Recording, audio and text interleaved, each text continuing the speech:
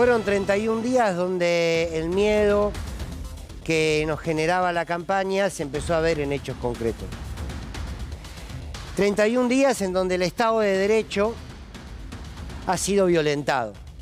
Ha sido violentado desde la expresión, desde la palabra, pero también desde los proyectos de ley.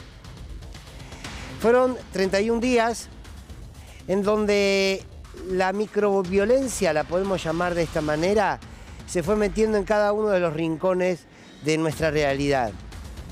¿Por qué? Porque el ajuste al que nos empujó Caputo por orden de Milei, o nos empujó Milei por orden de Caputo, qué sé yo, nos empujó a pequeñas situaciones diarias de violencia.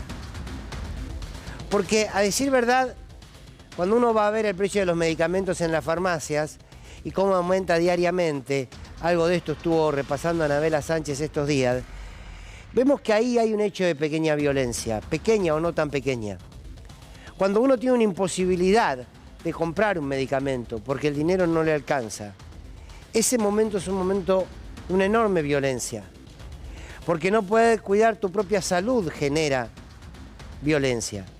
Y porque la imposibilidad de que vos puedas comprar esos medicamentos no es a partir de una necesidad de la macroeconomía, sino a partir de unos pocos que pensaron de un gobierno un negocio para otros pocos.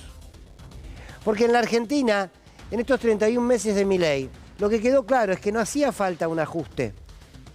No hacía falta un ajuste para el trabajador y la trabajadora. Sin embargo, ajustaron.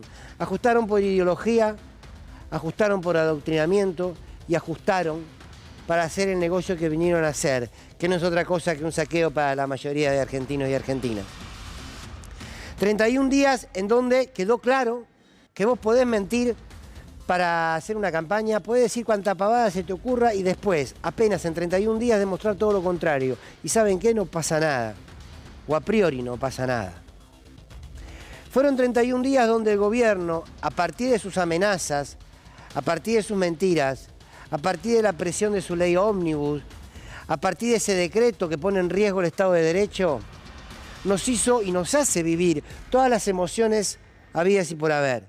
Pero todas emocionalidades que son del mundo de lo negativo, el miedo, la bronca, la desazón, la desilusión. Porque nada, ni de lo que hacen, ni de lo que proponen, ni de lo que dicen, está en función o viene de la mano con una promesa de que pronto estaremos mejor. Sin embargo, en estos 31 días todavía hay mucha gente que sigue creyendo que esto es necesario. Que es necesario llegar al límite de la misma democracia, poner en discusión la propia Constitución sin decirlo, ser autoritarios en los mecanismos de discusión legislativa, casi tener una mirada soberbia frente a la sociedad y frente a otros dirigentes. Y todo eso empieza a ser parte de lo natural. Me parece que lo que dejan estos 31 días no tienen novedad en términos de qué modelo de país quieren. Lo decíamos durante la campaña, lo decíamos antes de la campaña. Lo que sí tiene como novedad es esta instancia en donde parece que no hay ninguna posibilidad que esto se detenga con los instrumentos que hoy están sobre la mesa. Porque no hay un registro desde el oficialismo de lo importante del rol opositor. Y esto es lo básico de la democracia. Hoy tuve la posibilidad en la radio de hablar con el intendente de Ensenada, con Mario Secco. Me decía algo muy interesante, tan de sentido común. Me decía, a nosotros nos exigen que hay que garantizar gobernabilidad, decía el intendente Secco. Y está bien. Hay que garantizar gobernabilidad y nosotros tenemos que respetar el voto popular a Milei. Ahora, yo tengo que hacer respetar, decía Secco, el voto de los ciudadanos y ciudadanas de Ensenada que me votaron a mí. Claro, parece que la única gobernabilidad o que el único respeto es al voto presidencial y no al voto de los gobernadores como el de Axel Kicillof, que ganó con comodidad la provincia, o el voto de un intendente como Secco.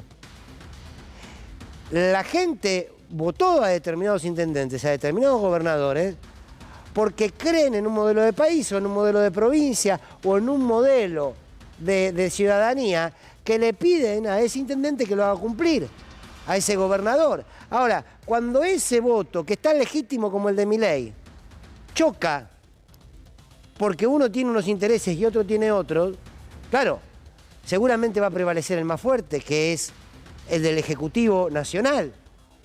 Ahora, si lo veo desde el respeto al voto y desde las garantías de gobernabilidad, no debe ser el Ejecutivo quien debe garantizarle que las intendencias y las gobernaciones que fueron elegidas con un sentido político puedan gobernar. Bueno, en estos 31 días se demostró que por lo menos hasta hoy, lo único que importa, lo único que vale es todo lo que está en torno a lo que construyó Milei. Por eso será que hoy el ministro de Interior, Franco, que está tan apurado este gobierno por meter la ley ómnibus por el DNI, todo tiene que ser ahora, todo tiene que ser así como está, que el tipo en un momento dijo, bueno, yo me voy a comer, la verdad que tengo hambre, se levantó y se fue. Y Leandro Santoro le reclamaba que se quede, que discuta. Cunio Libarona, sin ir más lejos, ayer estuvo hasta las 11:30 de la noche hablando, la comisión, después si está de acuerdo o no con lo que dijo, es otra cuestión, pero estuvo. No, Franco se levantó y se fue porque tenía hambre, qué sé yo. Ahora, esos pequeños gestos que vemos hablan de una manera de gobernar, hablan de una manera de gestionar y hablan de una manera de mirar al otro dirigente político opositor, al otro ciudadano. Nadie con un mínimo de sensibilidad, nadie con 2 dedos de frente puede decirte que en 45 años vas a ver los primeros resultados cuando seamos como Irlanda o en los 15 años. Entonces, la verdad que me cuesta encontrar algo positivo de estos 31 días del gobierno de Milei. Teníamos miedo que sean autoritarios, son autoritarios. Teníamos miedo de sus rasgos fascistas, tienen rasgos fascistas. Teníamos miedo que no toleren la democracia, están demostrando que no toleran la democracia. Teníamos miedo que nos vuelvan a ajustar, que nos vuelvan a endeudar. Ya hay un acuerdo con el fondo, ahora lo vamos a charlar, que al que llegó Caputo, uno de los grandes responsables del primer gran endeudamiento del fondo del gobierno de Macri. Todo lo que temíamos que iba a suceder, sucedió. Y la realidad es que, ya sé que en noviembre no estábamos bárbaros y este país no era Disneylandia, pero lo que sí sé es que hace 31 días que vivimos peor. Y no voy a caer en la lógica de negar todos los procesos anteriores, lo que fue el gobierno del Frente de Todos y lo que fue el gobierno de Mauricio Macri. Pero sí digo que hace 31 años vivíamos peor, 31 días, perdón, vivimos peor. Que en esos 31 días parece que se nos han convencido que esto es inevitable. ¿Y saben qué? Es profundamente evitable, porque esto, como dijimos en cuanto Caputo anunció las medidas, hoy 31 días después lo repetimos, esto no es un ajuste para equilibrar la economía argentina, esto es un saqueo para beneficiar a unos pocos. Esto es lo que estamos viviendo, esto es lo que descubrimos en 31 días. ¿Qué sigue? No tengo idea.